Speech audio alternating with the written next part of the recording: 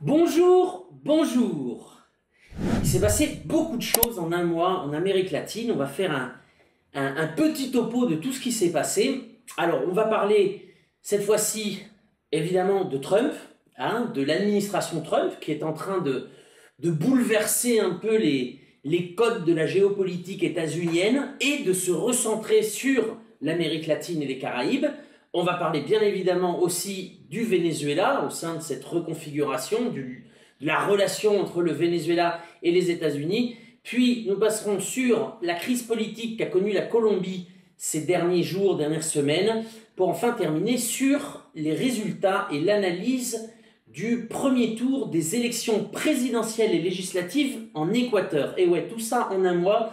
Il s'est passé d'autres choses aussi, mais concentrons-nous sur le plus gros, on va dire. Et donc, on commence directement par l'administration Trump. Là, on n'est plus dans les mots, on commence à être dans les faits, ce qui est évidemment très important au moment de juger l'administration Trump. Et on voit une administration tournée vers ce que les États-Unis considèrent comme leur précaré, vers le Western Hemisphere, l'hémisphère occidental, c'est-à-dire l'Amérique latine et les Caraïbes. On voit que Trump a nommé toute une série au sein du département d'État ou dans la galaxie diplomatique, toute une série de fonctionnaires qui ont une expertise sérieuse sur l'Amérique latine. À commencer évidemment par Marco Rubio, l'actuel secrétaire d'État, mais aussi par Christopher Lando, qui était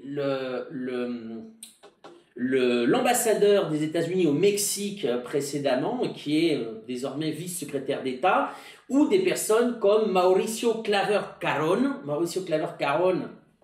qui était conseiller de Trump durant le premier mandat, conseiller de Trump au Conseil national de sécurité pour les thèmes de l'Amérique latine, et le président lui a créé un poste ad hoc, envoyé spécial du département d'État pour l'Amérique latine. Mauricio Claver Carón a aussi été le président de la Banque interaméricaine de développement. Il y a aussi des personnes comme Mike Waltz. C'est-à-dire que la diplomatie des États-Unis a été confiée à des gens dont la spécialité est l'Amérique latine. Alors, pour expliquer ça, oui, il y a eu une certaine absence des États-Unis dans l'Amérique latine ces dernières décennies. Alors vous allez me dire, ils étaient très actifs tout de même, au Venezuela, contre Cuba, même, oui, c'est vrai, mais c'était pas la priorité. La priorité, on s'en rappelle, en tout cas le deuxième mandat Clinton, c'était plus l'Europe de l'Est. Pour les mandats de George Bush, c'était le Moyen-Orient. Pour le mandat de Barack Obama, c'était l'Asie. Et pour Joe Biden, c'était tout l'agenda était accaparé par l'Ukraine. Et donc là, il y a un retour des États-Unis dans l'Amérique latine qui a été marqué par la première tournée du secrétaire d'État Marco Rubio en Amérique centrale. Ça n'était pas arrivé depuis un siècle. Voilà. Alors on va écouter d'ailleurs en parlant de Marco Rubio, et avant de revenir sur ce qui s'est passé dans sa tournée centra-américaine, sur des déclarations.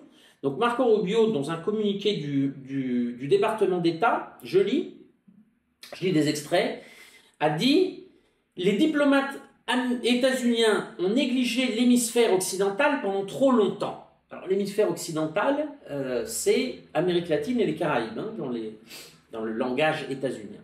Les diplomates états-uniens ont négligé l'hémisphère occidental pendant trop longtemps. En diplomatie, cela signifie accorder plus d'attention à notre voisinage. Certains pays coopèrent avec nous avec enthousiasme, d'autres moins. Les premiers seront récompensés. Quant au second, le président Trump a déjà démontré qu'il était plus que disposé à utiliser l'influence considérable des États-Unis pour protéger nos intérêts. Alors, l'influence considérable, c'est bien évidemment des droits de douane et des sanctions. Donc, c'est la manière forte. Et donc, effectivement, pourquoi l'Amérique latine?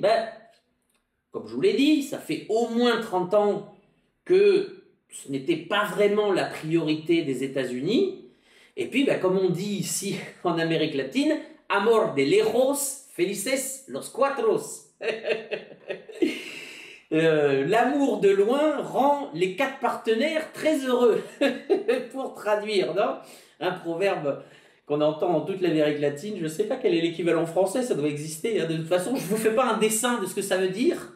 Si vous avez vraiment besoin d'un dessin, vous me l'indiquez dans les commentaires. Bon, voilà, durant, on va dire, l'absence, entre grands guillemets, hein, des États-Unis sur le continent, la Chine, on va dire, s'est glissée dans le lit de l'hémisphère occidental et a établi des relations durables, pérennes, moins conflictuelles aussi, hein. La Chine ne tape pas son partenaire.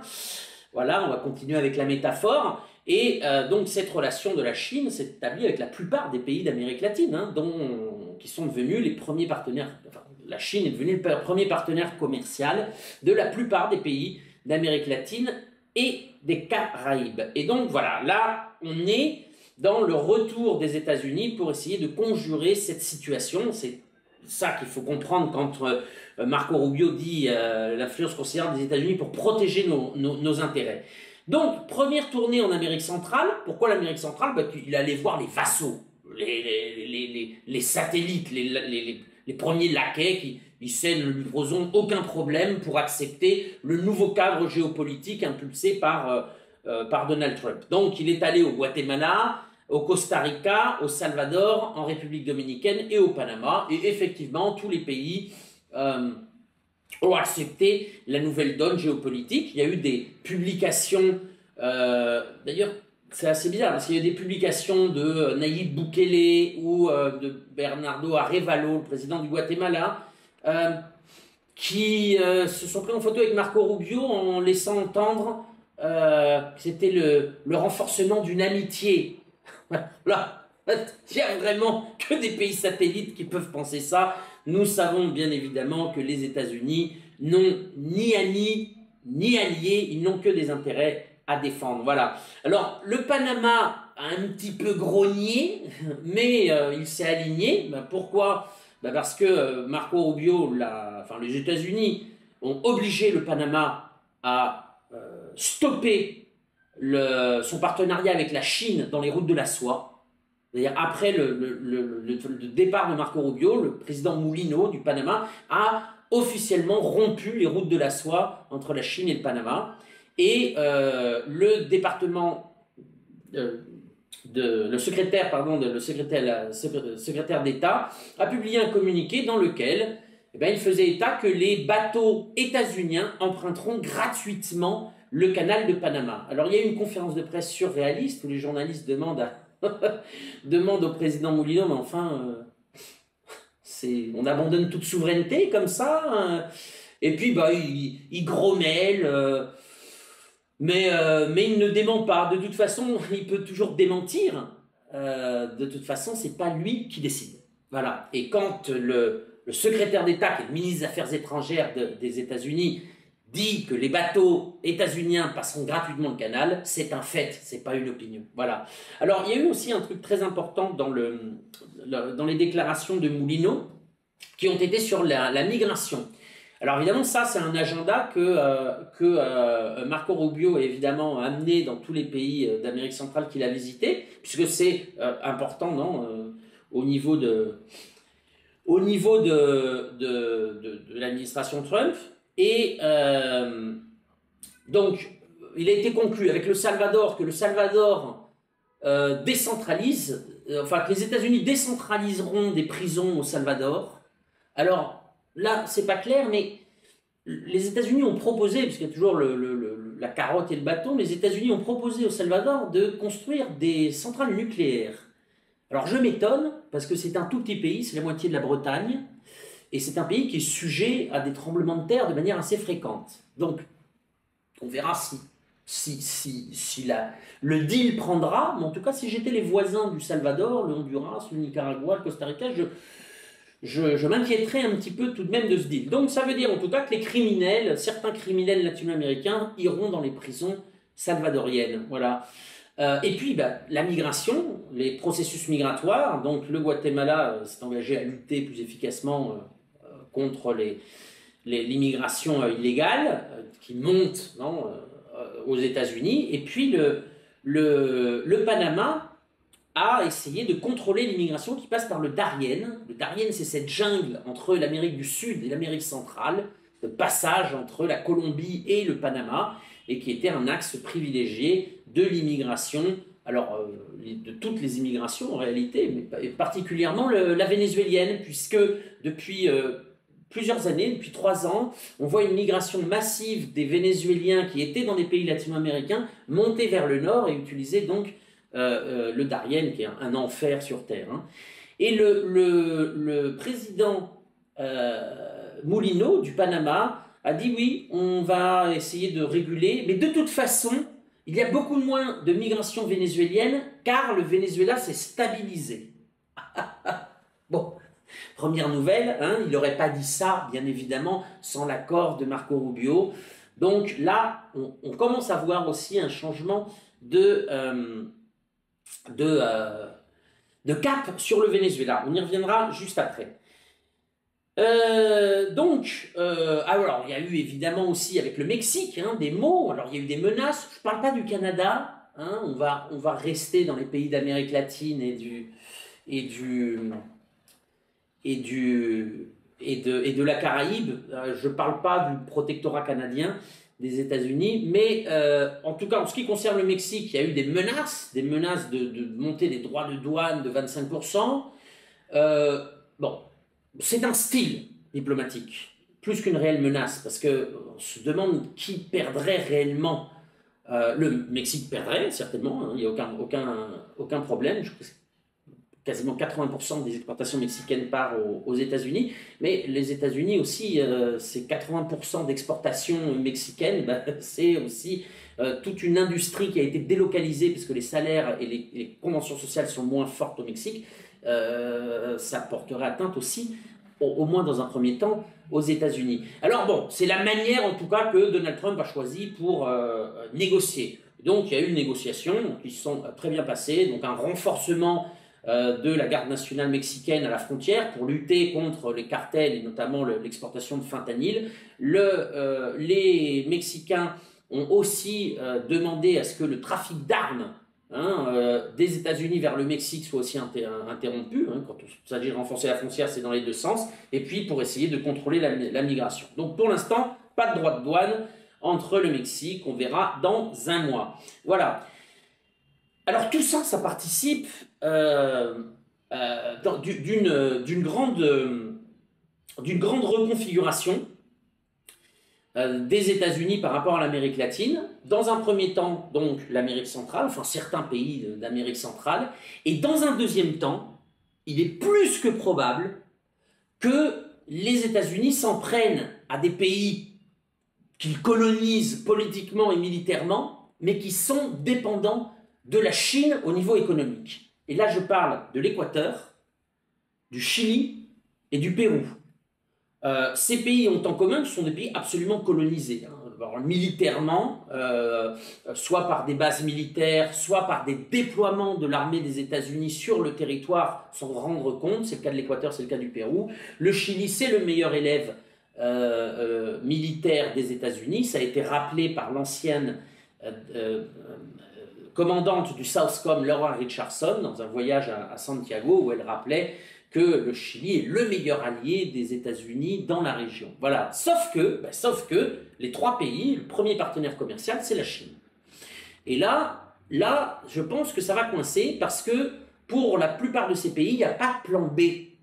Comme disait Madame Sheinbaum, la présidente Sheinbaum mexicaine, elle dit c'est pas grave, le Mexique est un grand pays, il y a une grande industrie. Si jamais on doit avoir 25% de droits de douane aux États-Unis, il y a un plan B qui va être la reconfiguration de notre industrie. Dans les pays que je viens de vous citer, il n'y a pas de plan B. Si on prend par exemple le Pérou, c'est 36% des exportations péruviennes qui partent en Chine.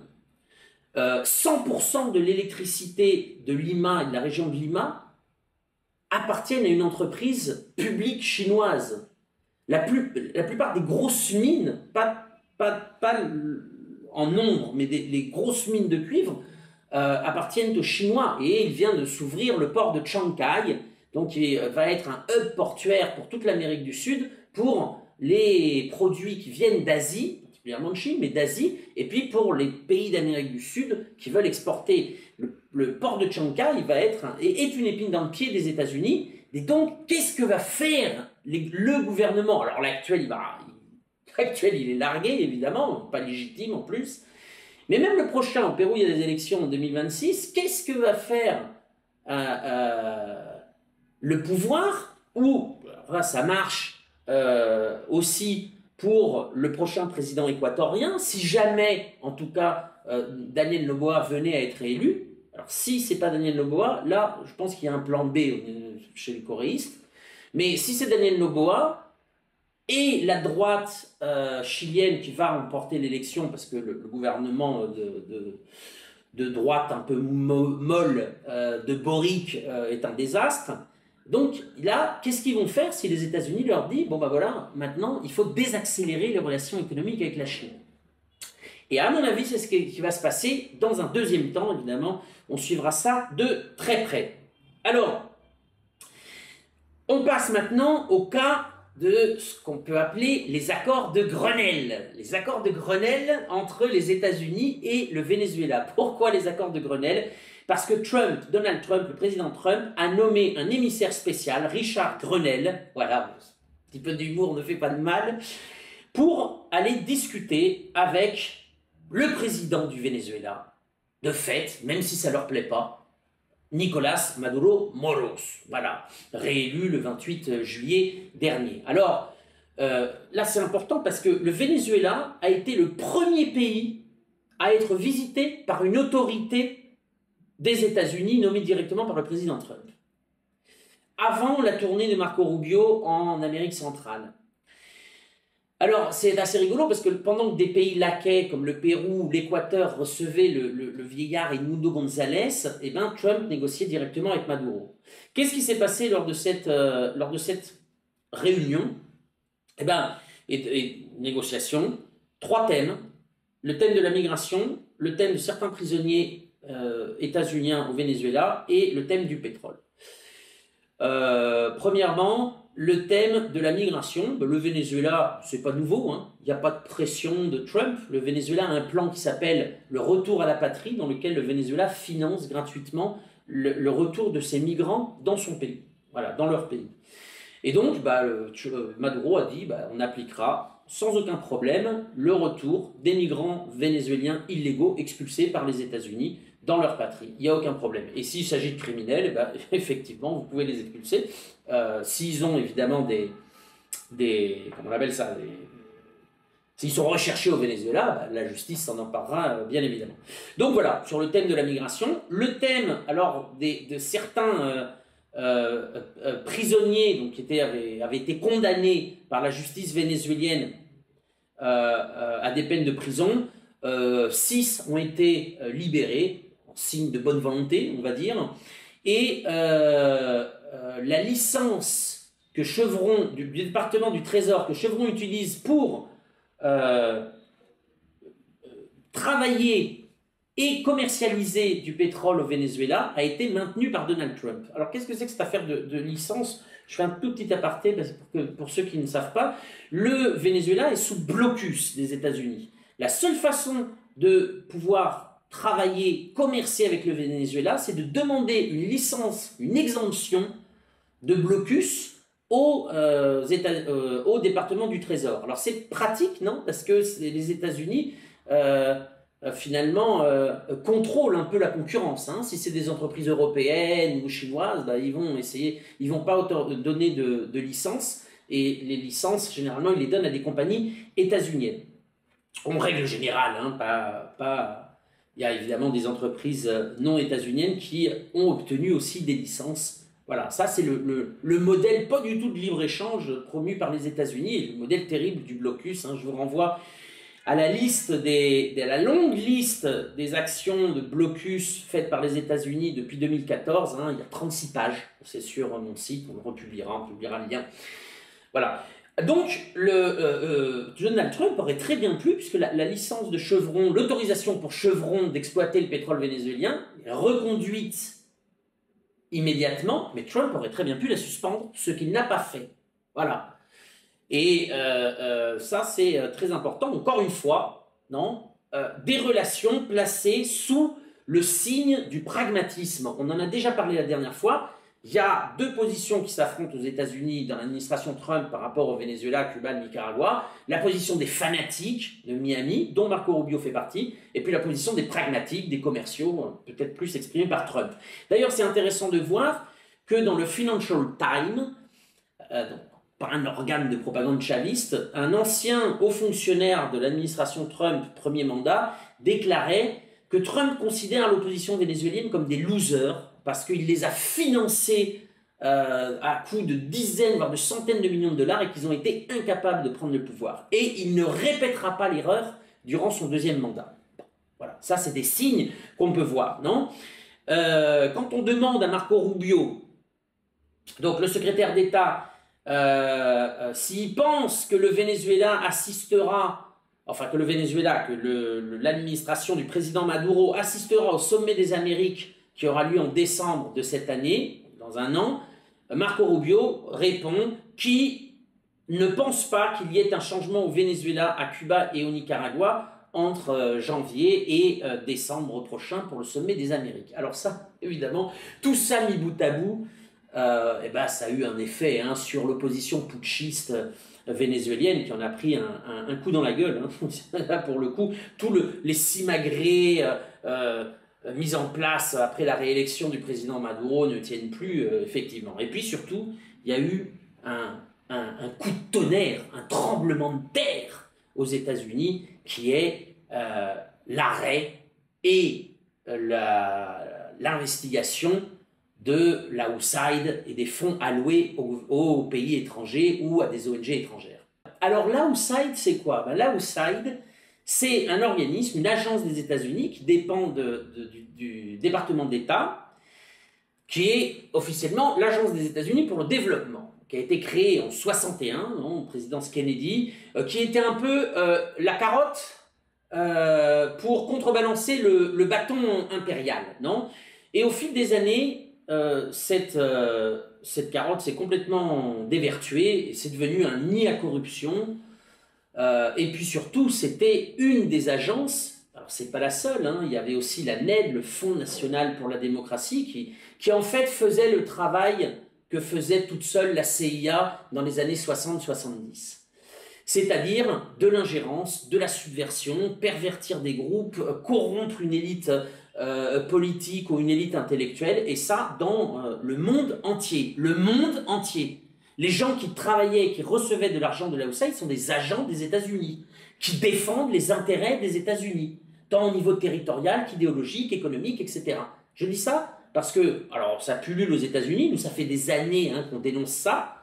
Je vous rappelle qu'on a même écrit un bouquin là-dessus, la toile d'araignée impériale, en 2008, qui est disponible sur le site romainmigus.info. Oui, romainmigus.info si ça vous intéresse. Donc, tous les mécanismes de subversion d'ingérence des États-Unis, donc la USAID, la NED, la Fondation Ford, j'en passe et des meilleurs. Et ce qui a fait que les gouvernements souverains du Venezuela, de la Bolivie, de l'Équateur avaient rompu avec la USAID. Le premier, le Venezuela, bien évidemment, mais la Bolivie avait rompu en 2008, l'Équateur en 2014, enfin voilà, c'est-à-dire que la USAID venait à pervertir et avec un agenda de subversion pour renverser les gouvernements lorsqu'ils étaient trop autonomes de Washington. Et là, ceux qui se sont gavés, mais alors gavés de pognon, là on parle de centaines de millions de dollars, et bien précisément c'est l'opposition vénézuélienne, et qui ne rend de compte à personne, qui n'a absolument rien fait. Et là, je pense que dans les prochaines semaines, si M. Elon Musk mène bien son enquête sur la USAID, eh bien sortira des énormités faites par Juan Guaido, Leopoldo López, Julio Borges, María Corina Machado et leurs complices. Voilà. Alors, voilà, pour l'outside, je ne rentre pas, je dis juste que l'outside, c'est pas seulement en Amérique latine, c'est en France aussi, hein, c'est aussi dans les pays dits alliés des États-Unis. Je passe, pour pas faire trop long non plus, je passe sur la crise politique en Colombie. Alors, là, on se rappelle qu'il y a 2 ans, 3 ans maintenant d'ailleurs, non, Monsieur Petro, Monsieur Petro donc a été élu à la tête d'une grande coalition, en le pacte historique, une grande coalition qui débordait les cadres de la traditionnelle politique progressiste de gauche, etc. Non, avec une vision plus nationaliste, combattre les effets du néolibéralisme. Alors, M. Petro a sa particularité écologique, en tout cas dans ses discours, quand il n'investit pas 1,5 milliard de dollars dans l'exploitation de puits de pétrole dans la compagnie nationale colombienne. Ça. Mais c'était donc un pacte politique, une alliance politique pour refonder la Colombie. Et donc, dans une alliance politique, finalement, pas très différente aux alliances qui peuvent porter des gouvernements nationaux populaires au Venezuela, en Bolivie, en Équateur, en Argentine. C'est-à-dire, dedans, y a un cap donc, qui est orienté vers la défense des intérêts nationaux, vers l'amélioration des conditions de vie de la population, avec l'arrêt des politiques néolibérales, avec l'arrêt de la dépendance de Washington au cadre diplomatique et géopolitique, mais au niveau économique, il y a des différents points de vue. Voilà. Et dans la plupart de ces gouvernements, que ce soit les premiers cabinets ministériels de Hugo Chavez ou de M. Rafael Correa en Équateur, je ne parle même pas du péronisme parce que c'est encore pire, cohabiter des personnes qui, si elles avaient dû se présenter sur des partis différents, se seraient affrontées. Voilà. Et c'est ce qui s'est passé en Colombie. Petro a nommé un directeur de cabinet, Armando Benedetti, et une ministre des Affaires étrangères, Laura Sarabia, qui sont des gens pas du tout de gauche, je dirais même pas du tout de droite, qui sont des opportunistes, qui sont passés par tous les partis politiques, par tout le spectre politique colombien. Mais voilà, Petro a pensé, et je rappelle que Petro a été élu par le peuple, sur cette base de gouvernement multicolore, comme il l'appelle, a pensé que finalement Benedetti et Laura Sarabia, qui a été l'assistante de Benedetti il y a longtemps, donc c'est un peu le même groupe, finalement lui seraient utiles, ou en tout cas lui sont utiles. Laura Sarabia a été aussi directrice de cabinet de Petro. Et peu importe leurs errances, on va dire, entre guillemets, politiques avant de participer au pacte historique. Et là, branle-bas de combat, des ministres ou des hauts fonctionnaires de la gauche, la vraie gauche, la gauche pure, celle qui ne tolère absolument pas de divergence politique ou idéologique.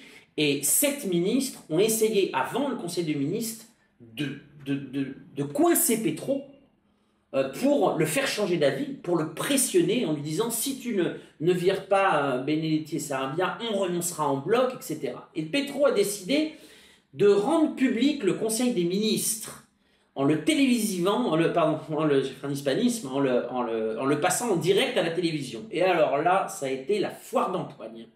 La foire d'empoigne dans laquelle... Alors que lorsque le président Petro prenait la parole, c'était assez intéressant parce qu'il parlait justement de souveraineté, il est revenu sur le problème de l'outside. L'outside paye des fonctionnaires en Colombie ou ailleurs, au Pérou par exemple. Il est revenu sur des thèmes aussi sur les connexions et la communication aux frontières de la Colombie. Il y a eu des thèmes sur l'industrialisation, mais en fait le Conseil des ministres a été accaparé par les jérémiades de ce petit groupe de dissidents, finalement, qui, au nom de la pureté idéologique, ont exposé donc publiquement leurs différences. Et les différences, elles n'étaient pas petites. La vice-présidente et actuelle ministre des Égalités, Francia Márquez, a quand même dit que ce gouvernement auquel elle participe est un gouvernement corrompu, que c'était meilleur sous le gouvernement d'extrême droite d'Ivan Duque, non? Bravo. Madame Francia Marquez vient des ONG financées par George Soros, et son voyage en Afrique, dans lequel, parce qu'elle n'a pas de mandat pour faire un voyage chez soit le président, soit le ministre des Affaires étrangères, elle a fait un voyage en Afrique au début du gouvernement Petro, a tout été couvert par George Soros. Bon, ça c'est aussi pour comprendre un peu les clans, non? Donc, Francia Marquez a exposé ses différences. La ministre de l'Environnement, en pleurant, en pleurnichant, a dit qu'elle ne pouvait pas s'asseoir à côté d'un machisme comme Benedetti, etc. Bon, bref. Comment Petro a tranché? De la meilleure des façons possibles, en demandant la démission de tout le cabinet ministériel, et il va recomposer un gouvernement. Mais je mentionne le thème parce que, alors, comment Petro a aussi contrecarré? Contrecarré en disant, écoutez, vous avez peut-être la pureté idéologique avec vous, mais au niveau des résultats, vous ne les avez pas. Parce que on est en retard sur à peu près tout ce qu'on avait, tous les thèmes de campagne qu'on avait promis au peuple. Et donc, il a recadré un peu les ministres dissidents en leur montrant, par A plus B, que finalement, beaucoup de blabla et peu d'action. Voilà, donc, quand même, c'est une crise qui marquera en Colombie, je pense, parce qu'il va y avoir non seulement une recomposition du cabinet ministériel, mais aussi, je pense, peut-être un changement de cap. Léger. Alors, pas du cap du pacte historique, mais dans la manière d'exercer le pouvoir. Voilà, pour la Colombie. Alors, on passe évidemment à l'Équateur. Alors, en ce qui concerne la campagne présidentielle, le contexte de la campagne présidentielle, je vous renvoie à l'émission que nous avons faite avec Eduardo Meneses, qui explique bien tout ce contexte d'augmentation de crise de l'insécurité, crise énergétique, crise sociale, crise économique. Et donc, c'est dans ce contexte-là que votaient les Équatoriens. Alors, on a eu un petit passage, il faut que je le mentionne, c'est pas très important, mais il faut que je le mentionne quand même, c'est que pour essayer de s'assumer, de faire du petit Trump, le président donc actuel, Daniel Noboa, a unilatéralement posé 25% de droits de douane au Mexique. Alors, le petit Équateur qui va mettre des droits de douane au Mexique. Il y a des très mauvaises relations entre l'Équateur et le Mexique. Je rappelle que au mépris des conventions de Vienne, l'Équateur avait envahi le Mexique, l'ambassade du Mexique, pour aller chercher une personne qui avait demandé l'asile politique et qui était sous la protection du gouvernement mexicain. Ça, c'est hallucinant. Et donc là, Noboa met 27% de droits de douane. Alors pourquoi 27? Fallait faire un petit peu plus fort que Trump, j'imagine. Et donc là, dans une conférence de presse, on a demandé à la présidente Sheinbaum du Mexique qu'est-ce qu'elle pensait de ces droits de douane que le gouvernement équatorien allait imposer aux produits mexicains. Madame Sheinbaum a répondu « Cela ne représente que 0,4% de nos exportations et de toute façon, les crevettes mexicaines sont bien meilleures que les équatoriennes. » Voilà, tout le monde s'est marré, c'est un objet de rigolade au Mexique. Alors par contre, ça ne va pas être un objet de rigolade en Équateur parce que qu'est-ce qu'importait l'Équateur depuis le Mexique? Eh bien, il importait des médicaments. Donc, ça va faire au final 27% plus cher pour des médicaments pour finalement les Équatoriens. Bon, voilà. Alors, pour parler des élections, j'ai réinvité Eduardo, d'une part parce que je l'aime bien, et puis parce que il est très fin sur les analyses. Alors, je vais d'entrée de jeu vous annoncer la couleur. Le premier tour des élections présidentielles hier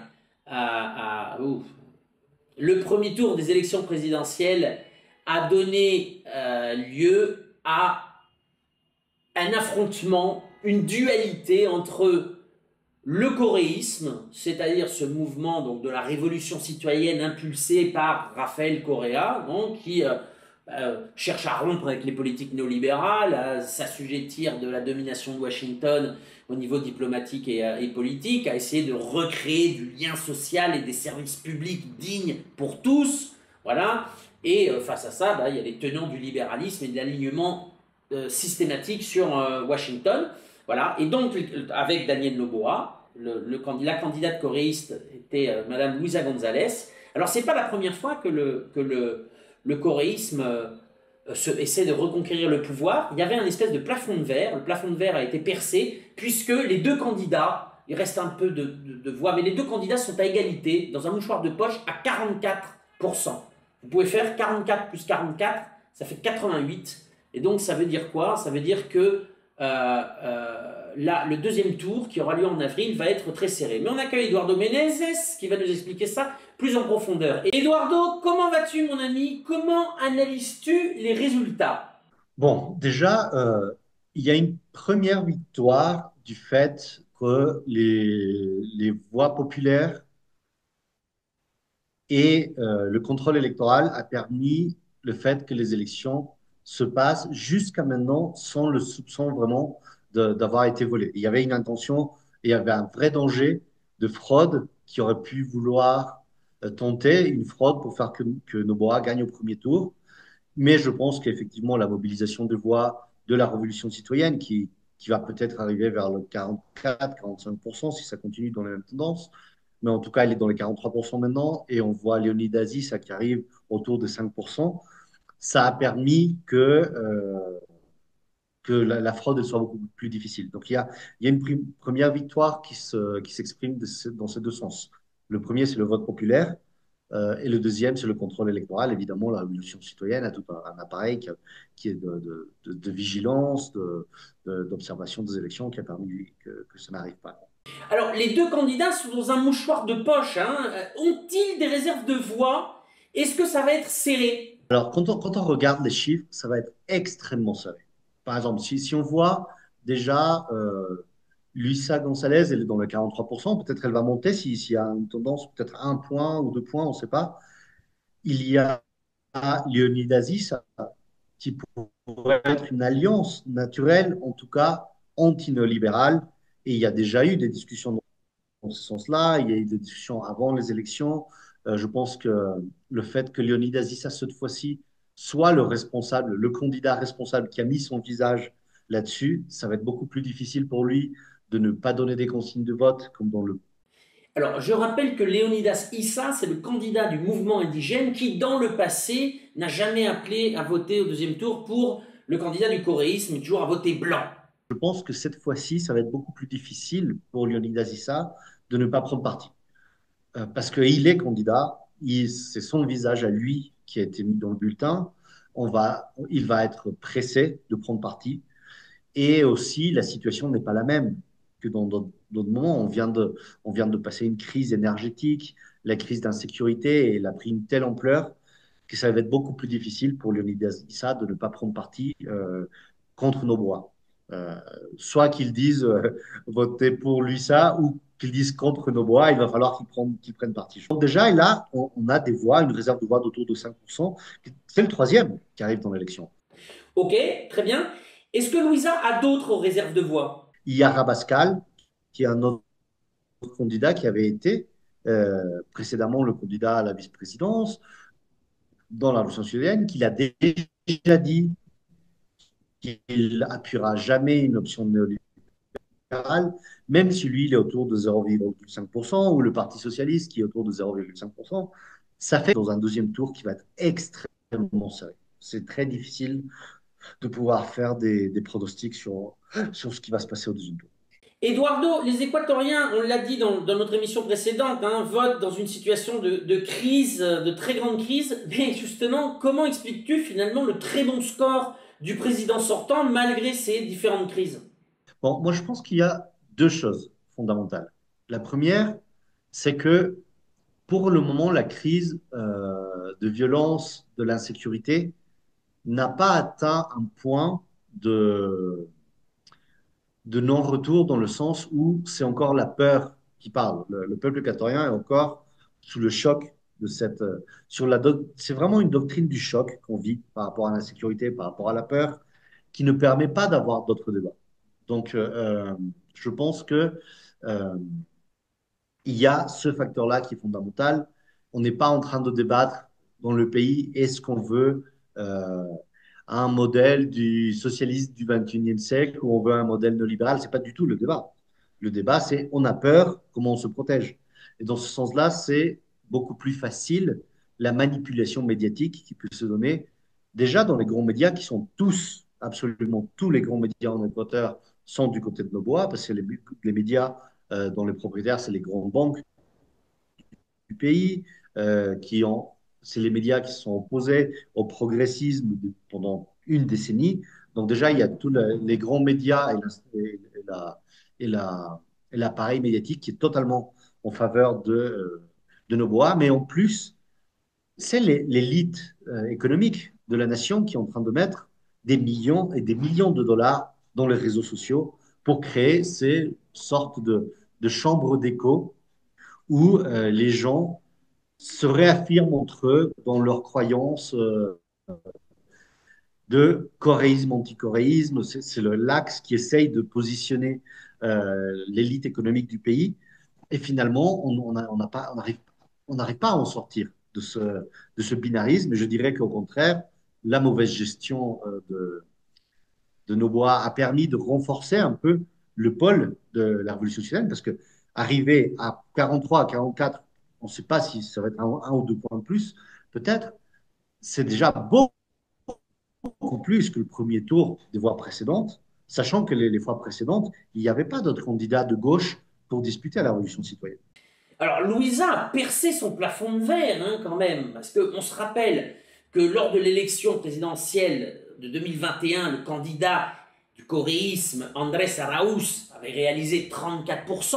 Lors de l'élection présidentielle de 2023, Luisa González a réalisé 34%. Là, c'est 10 points de plus, hein, 10 points de plus pour Louisa. Et puis, on voit un candidat de Daniel Noboa qui, dans le camp néolibéral, on va dire, est aligné sur Washington, qui écrase complètement ses concurrents, hein, dans ce camp-là, on va dire. Et là, Eduardo, je voudrais que tu nous aides à comprendre ce tremblement de terre qui est la naissance finalement d'un bipartisme. Il y a désormais deux partis, non seulement avec les deux candidats pour la présidentielle, mais ça se retrouve aussi à l'Assemblée où la Révolution citoyenne et le parti de Daniel Noboa ont complètement écrasé le reste des partis. Comment analyses-tu ce nouveau bipartisme? Oui, je pense que en fait, on pourrait parler d'un un bipartisme très particulier. Pourquoi? Parce que